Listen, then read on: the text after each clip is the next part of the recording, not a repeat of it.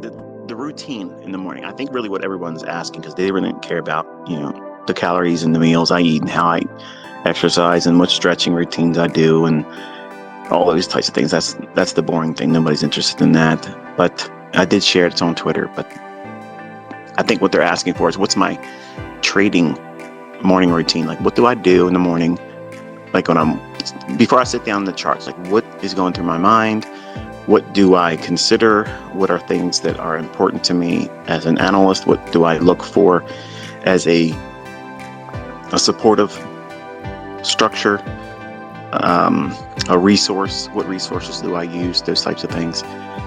And I kind of want to talk a little bit about that today. And I know I like to be facetious and say, I'm going to have a short one here. I don't know how long this one's going to go, so it might be brief, but I'll open up at the end. I'll take 5 questions because I know a lot of you want to have a question answered. I'd like to know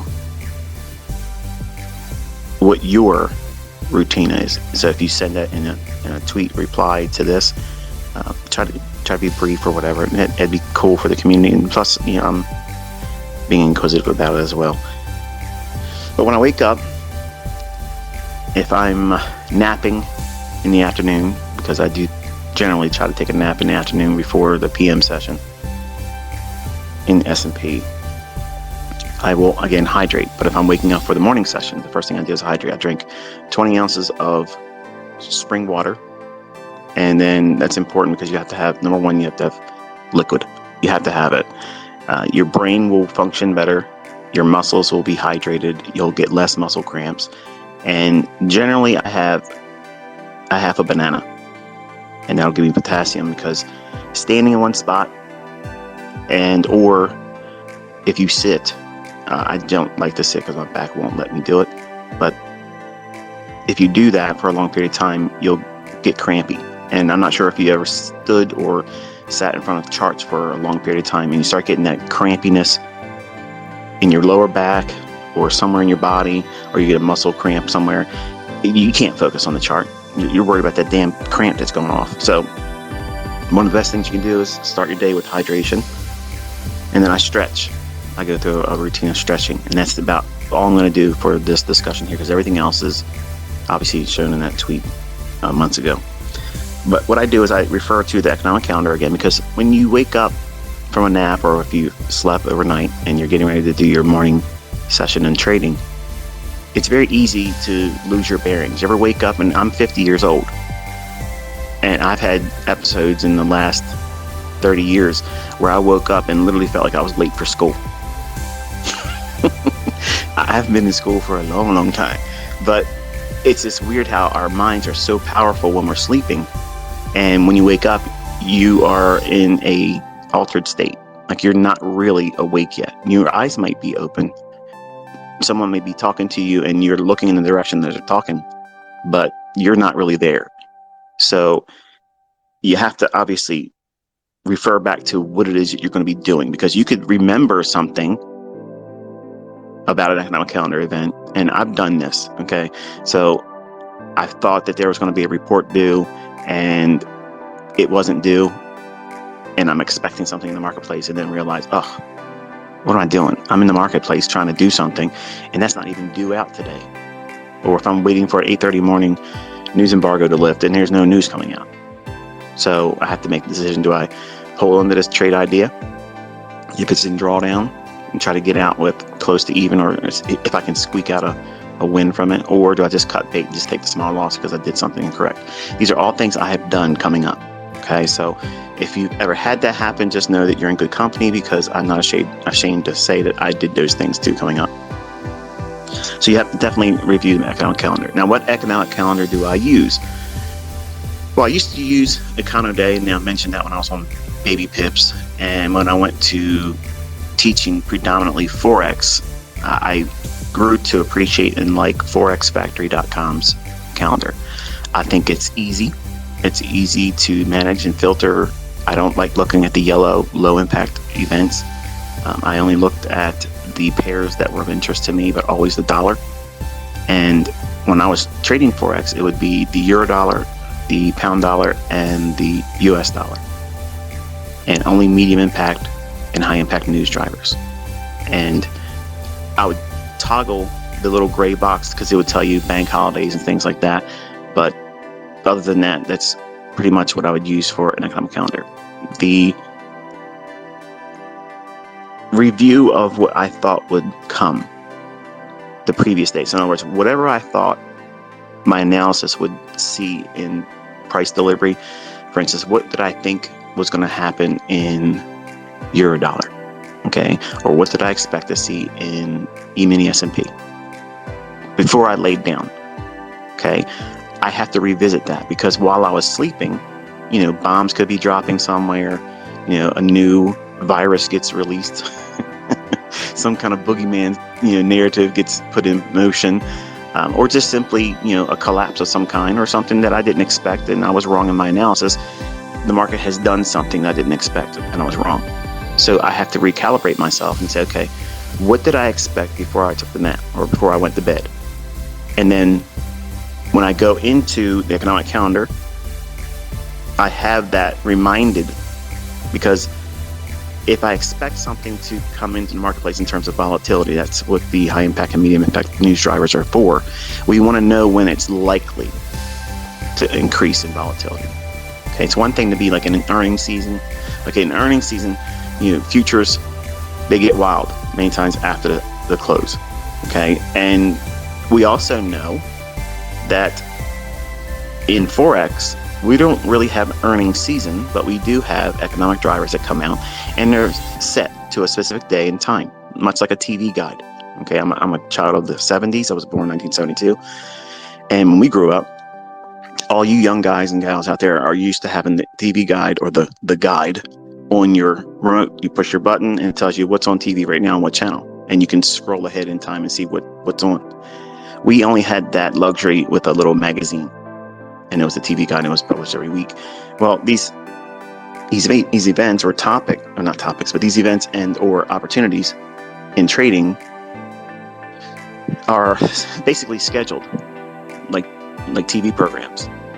Okay, your high impact and medium impact news drivers are scheduled well in advance. Like you can see 2-3 weeks from now when these things are coming. So you're not surprised by it, or you shouldn't be. Okay, so by having that understood and what days of the week are likely to create these increases in volatility, so you know what that volatility is going to bring with it, the strong likelihood of manipulation. And that's one of the key factors or ingredients to what we're looking for smart money. We want to see some type of manipulation. And I'll get to what that manipulation should look like in a moment. But I'm referring to the economic calendar, making sure that I'm in front of the charts for the right reasons, and I'm following the right market. So if you're a Forex trader, you want to be looking for your pairs that have the currency news driver that has a high or medium impact news driver coming out around it. It'll tell you the time. And most of the time it's 8:30 in the morning, or if it's US based, it may be something like 9:30 or 10 or 10:30, like for crude oil inventories. And you can trade Canadian dollar, just on that report alone. But referring to your previous session or before you went to sleep's analysis, is that still hold true? Or does it hold true? Or has something changed while you were away from the charts? If it hasn't changed, then you go through the process of trusting it. And what type of analysis would that be? Well, number one, I start everything on Saturday. And I look at what I think that weekly chart's trying to go to. Is it going higher or is it going lower? I'm not trying to predict Friday's closing price. I don't teach my students to try to predict the Friday closing price, okay? So many folks have listened to me, taken things out of context, and spread so much misinformation about what it is I do as a trader, how I teach as a mentor, and what my students are focusing on or should be focusing on. They have made so much more confusion, and this is another reason why I hate when people try to teach my stuff, because you don't know what you're doing. Watching a video, listening to a video series, you don't know. And just repeating what I'm saying, you don't know how to answer a question when someone gives it to you. How do I know? Because those same people that are running mentorships are asking me the questions in my forum so they can answer their customers. Yeah, I know. So if we know that the weekly chart is likely to go higher, Now, when I say if we know, how do we know? Well, we don't know with 100% surety that it's going to go up or down. Our analysis is never guaranteed. That's why we have stop loss. But I want you to think about how when you watch me trade these intraday movements, and I'm on a 1 minute candle. Okay, number one, I'm canceling out all the arguments from the Goldman Sachs boys that say it's just noise and there's no pattern. Okay, there's no consistency or continuity found in lower time frames. These are people that don't know what they're talking about. And you've seen now students and me do this consistently with precision. But what I'm showing you is where I think the market's going to go to, the draw. Okay, that's the first question you need to address on Saturday, or if you do your analysis on Sunday. Some of you are probably listening to this after church. That's fine. But whatever that day is on the weekend, Saturday or Sunday, that is the day you're focusing on. Where do you think that next candle, when we start trading on Sunday evening and the markets open up, is the market going to expand, not close high or low? Is it going to expand? Is the largest portion of expansion in that weekly candle? And what do I mean by that? If you were to measure the highest high and the lowest low after the week closes, okay, was there more expansion upward or downward? That's the question that I teach my students to aim for answering on the weekend. You're looking for that, okay? That gives you the absolute strongest bias filter you'll ever fucking find, okay? Because what you're doing is you're patterning it off of large institutional flows. Whoa, what does that mean? Well, large institutional flows are big funds, big hedge funds, big deep pocket entities, okay? And they are not trading on 1 minute charts. Okay, they can't put their size into the marketplace on a 1 minute candle. So they require weekly and daily levels. And that order flow that comes through that time frame, that's the elephant. That's the trail of elephant footprints that we're looking for. And smart money is a big elephant. It's lumbering. Okay, it has to take a long time to work in its orders to get into a position. Not the start of a position. Obviously, any position entry that constitutes their participation, obviously, right? But they can't put all of the size that they want on just in one trade. Like you go in and put in your 10 lots or your 5 lots or whatever, and it's done in one clip. Boom, it's done. They don't even break the order up. But large entities and large hedge funds, they have to break their orders up and they scale them in. So they're requiring a longer term price swing. And we derive that from the weekly chart. So the weekly chart, the only thing we're trying to do is capitalize on focusing on the next expansion on that weekly candle, removing the importance of knowing how it's going to close. We don't care.